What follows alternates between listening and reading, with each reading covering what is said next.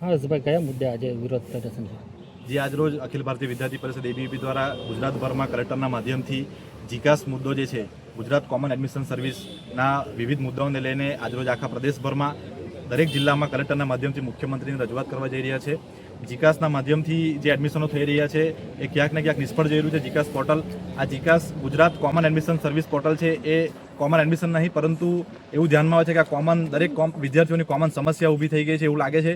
આ જીકાસનું જ્યારથી આ પોર્ટલ ચાલુ કરવામાં આવ્યું સરકાર દ્વારા, આ સરકારના અધિકારીઓ લાગે છે કે ખાનગી યુનિવર્સિટી સાથે તાલમેલ બનાવી લીધી છે અને આજે પ્રાઇવેટ યુનિવર્સિટી છે એને આ જીકાસના પોર્ટલની અંદર સમાવવામાં નથી આવી. પ્રાઇવેટ યુનિવર્સિટી મન ફાવે એમ જ્યારે 50ના ઇન્ટેક હોય તો એની સામે 150 એડમિશનો કરી રહી છે એવું ધ્યાનમાં આવ્યું છે. ત્યારે લગભગ ધ્યાનમાં આવે છે કે જેટલી બી સરકારી કોલેજો, જેટલી પણ ગ્રાન્ટેડ કોલેજો છે એ કોલેજોમાં એડમિશન થતા નથી અને જે મોંઘી ફીઓ ભરીને વિદ્યાર્થીઓ આ પ્રવેશ મેળવવા ઈચ્છુક થયા છે. ત્યારે ધ્યાનમાં આવે છે કે જે જનજાતિ વિસ્તાર છે, સીમાવર્તી કચ્છના વિસ્તારના વિદ્યાર્થીઓ 300 રૂપિયા એડમિશનની રજિસ્ટ્રેશન ફી લેવામાં આવે છે જીકાસના પોર્ટલ પર. એ અમારી માંગ છે કે ક્યાં તો એને નહિવત ધોરણમાં એને ઘટાડો કરવામાં આવે, નોંધપાત્ર ઘટાડો કરવામાં આવે અને બહેનો માટે સંપૂર્ણ ફ્રી કરવામાં આવે.